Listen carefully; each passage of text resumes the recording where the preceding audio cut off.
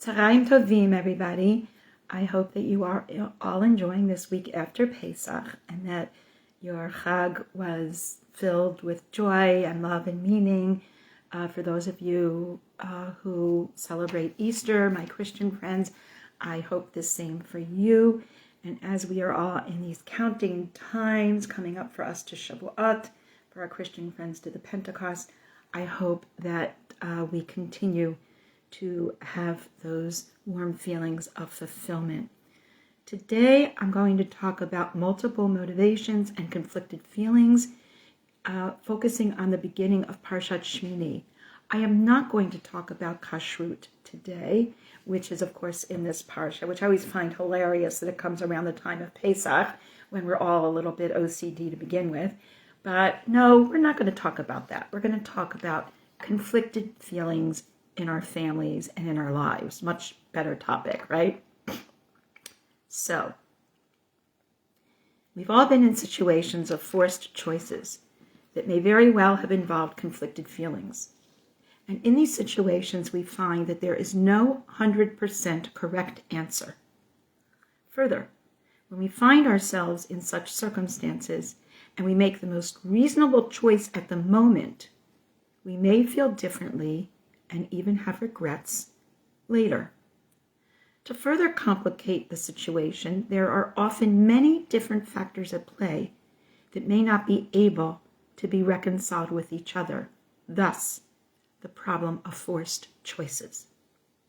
For this discussion, I will be focusing on the end of Parak Tet, chapter 9, through Parak Yud, chapter 10, looking at the actions of Nadav and Avihu, as well as the reactions, or what many do take to be the lack thereof, perhaps, of their father Aharon. We enter the portion of the narrative immediately after the elaborate details are given for all of the offerings that Aharon is to give, the sin offering, the peace offering, and the ascent offering for the Bnei Yisrael, with Moshe and his sons participating in the process. Here is the text I will be working through with you. We begin with chapter 9, verse 22. Vayisa Aharon et yadav, and Aharon lifted his hands toward the people, vayivarechacha, and he blessed them. He comes down from the altar after offering the olah and the chatat and the shlemim, the sin offerings, the ascent offerings, and the peace offerings. Moshe and Aharon go into the tent of meeting. Remember, this is where they are called to audience with Hashem. They come out, vayatzu, vayivarchu et ha'am, vayakvod Hashem et kol ha'am. They come out, they bless the people, and the glory of God appears to all of the people. Fire goes forth from before God and consumes the olah, the ascent offering, and the fats on the altar. As all the people see this, they sing praises, and they fall upon their faces. We then go to chapter 10, after this explanation, after this drama, and we read, Vayichu b'nei Aharon Nadav Avihu ish mechatato, vayitnu behem esh. They each take Nadav and Avihu, their pan, their fire pan, they put coals in it, they place incense on the fire, and they bring it before God. And what do they bring? They bring what we call an esh zara, asher lo tziva otam, a strange fire that God did not command them. Fire goes up, it says, esh mi lifnei Hashem v'tochal otam v'yumat lifnei Hashem. I'm sorry, v'yamuto, they died. Fire goes up from before God, consumes them, and they die before God. So Rabbi Eliezer says the sons of Aharon died only because they on their own, without waiting for instructions, decided a matter of halacha in the presence of their teacher, seemed to be disrespectful. Rabbi Yishmael says, in other words, our Chazal, our rabbis are very concerned about why did this happen? This is in the context of the offerings that are given, and couldn't this just be their offering? So Rabbi Yishmael says they died because they entered the sanctuary after having had wine. You might know that this is so, for after their death, God warns those remaining not to enter the sanctuary, not to enter the mikdash after drinking wine. So, by contrast, Philo of Alexandria will teach that in retrospect, this was due to Nadav and Avihu having been so close to God that they could no longer handle continuing to live in the human realm. Very, very different perspective. Therefore, the consuming fire was relieving them from pain and just too much passion, ecstasy, or whatever would be the result of having been involved in these experiences. They attained, teaches Philo, a level too intense and too elevated for them to be able to continue, and this is what was not to be emulated and copied by others. Therefore, note the following instructions that will come in the next verses. Rabbi Chaim ibn Attar, author of the Or HaChaim commentary of the 17th century from Morocco, says, we are to honor their intentions, and perhaps these intentions were just too intense for this world. Therefore, they could no longer abide in it. So he goes along the lines of Philo, but adds the idea of the positive nature that this was a chesed to them, that they died, as opposed to Rabbi Eliezer and Rabbi Yishmael, who are trying to ask the question, what did they do that was wrong? Philo and Chaim ibn Attar are saying, why did they have to leave the human realm? We now continue in Parak Yud in chapter 10. Moshe says to Aharon, and this is what Rabbi Yishmael was referencing.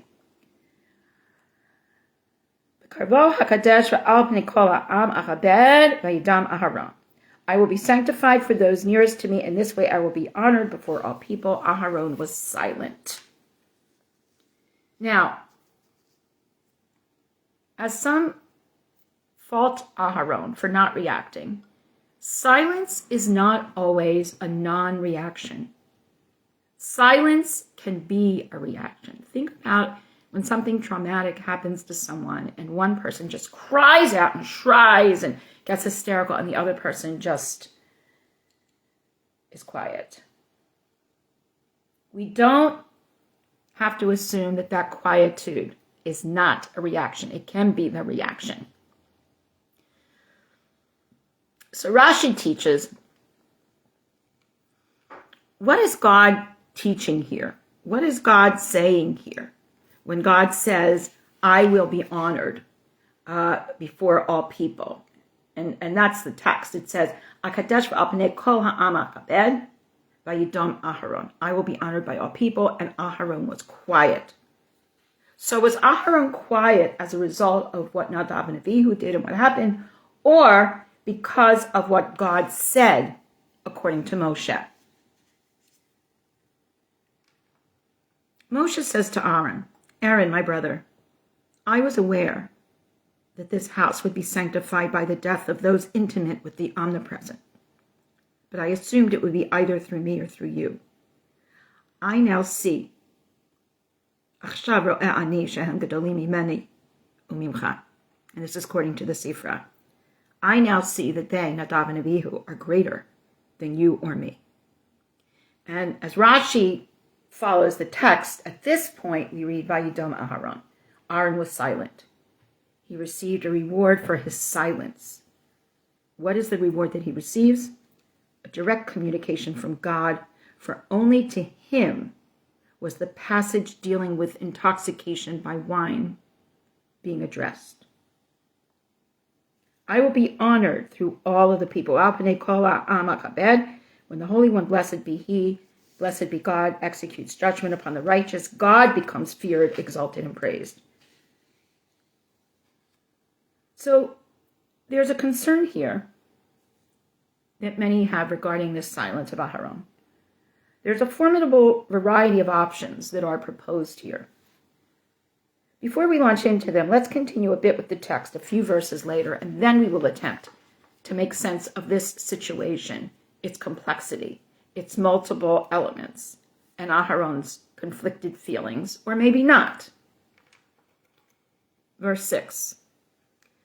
Moshe then says to Aharon's remaining sons, Elazar and Itamar, do not let your hair grow, do not grow your hair, do not rend your garments so that you die. lest God be angry with the entire community. Let your brothers, the entire house of Israel, bewail the victims of those that God has set ablaze. So according to this is, number one, is it that Nadav and Avihu did something inherently wrong? Or I would suggest, don't go as far as your brothers did. Please stay here. I need you in the human realm.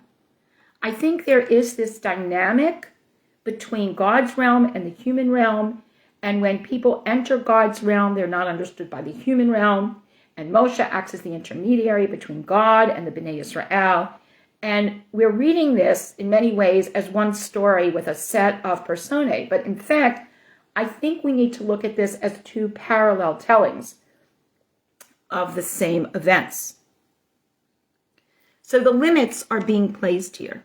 It's not just the drinking as indicated earlier, but there's limits. Don't grow your hair, don't wring your garments. In other words, don't live in as an ascetic. Stay in this world. Don't go off into the desert and separate yourself from everyone like the Zealots did so long ago. Then you will disappear. I need you to stay with the people. I need you to maintain perspective in terms of the human realm. And then this is continued in verse 7. Do not go outside of the entrance to the tent of meeting, lest you die, because God's anointing oil has been placed upon you. Moshe instructs them. So understand, and here the tent of meeting begins to serve another purpose, and that is you enter the tent of meeting, you're with God, you leave the tent of meeting, the Ohel Moed, you bring God to the people. And now we get this instruction. Vaydaber Hashem Aharon lemor, God speaks to Aharon and says, do not drink wine in such a way that it will lead to intoxication, not you, not your sons, with you when you enter the tent of meeting, so you not die. This is an eternal statute for your generations. Chokat olam l'dorotechem. Do not come to service of God intoxicated. Why? Again, we include wine as part of our sanctified practices. Those of us that drink 4 wine cups at Pesach, at the Seder, are very mindful of drinking and how much, and not remaining in control of our senses and what have you. But acknowledging that this is being placed in front of them. But not only the wine, but also the limits are important. Only when you are sober, verse 10, is it relevant for you, Havdil ben Kodesh uben Achol, uben Atameh, uben Atahor. And this was the office of the priest, to distinguish between the states of being of what is Kadosh, what is sanctified, and what is Chol, what is secular, what is profane, what is regular, and also between what is impure and what is pure. And verse 11, it is yet again emphasized. This is how you instruct the Israelites regarding all the rules that God has spoken to them through Moshe. You do not drink, you must remain of sound body and sound soul, so to speak. So now, we're ready to look at this scenario and ask, is that consuming fire a punishment for Nadav and Avihu, or is it something else? Obviously, this is troubling to many, and thus we have a plethora of possibilities, as we have already seen, and that only scratches the surface. We are generally aware of the notion that Nadav and Avihu, regardless of their passion and potentially positive motivation, went ahead and acted without God's instructions. Now, what are God's instructions? Here, I put this in front of you, and here are the limits. So, knowing what to do is not helpful if we don't understand the parameters that define how we do them. Think of the Egel Masachah. Once again, we have something that seems to be thrown together, not specifically instructed. We know, going all the way back to Cain and Hevel, that when we come to God with offerings or in our communications, as in our tefillah with Rabbanu Shalom, there has to be kavanah. There has to be intentionality. We are not to just go freely off script, so to speak. Rabbi Levi of Berditchev suggests that Aharon is just burnt out from all that he has done. So yet another idea here. And does not have the bandwidth to really respond to Nadav and Avihu's offering or the consequences thereof. Other options which have been suggested by Chazal as well as contemporary commentators include the possibilities that Aaron is simply in shock. Aaron's in mourning. Aaron's in pain. Or Aaron is just at a loss for words, on overload, burnt out, as we've already suggested. In the Midrash, we are asked to consider the following. When Aaron realized that his sons had been summoned prematurely to the heavenly abode, since they were such tzaddikim, so righteous, that their punishment was extraordinarily severe, he stopped weeping and became silent. In other words, they weren't being punished for something trivial or necessarily for what they did, but for going outside the boundaries, if you will, of the instructions that framed what it was they were supposed to do in order to stay within the human realm. At this point, his silence was not a mere external show, but in his heart too. It really reflected that he had accepted God's instruction and God's dealings with serenity. This interpretation would later be used as a model, according to the Midrash. Just as Aharon accepted the justice of God's verdict, so do tzaddikim throughout the generations. What a powerful theological statement. Aharon was silent because Aharon knew that there was nothing more that he as a mere mortal could say. Aharon accepted the fate of his sons as well as the honor of their actions. By contrast, Rabbi Yitzchak Abarbanel teaches us the opposing alternative. Perhaps Aharon's silence did not indicate his lack of emotion, but rather his overwhelming emotion, leaving him with no words. Here, silence is the reaction, not reduced to words, whereas we as humans think that words count for more than silence. This could possibly be more akin to Rabbi Levi of Berditchev, but for the opposite reason, that of total and complete understanding that goes beyond the limits of this worldly existence, wholly appropriate if we accept the notion that Nadav and Avihu did just that.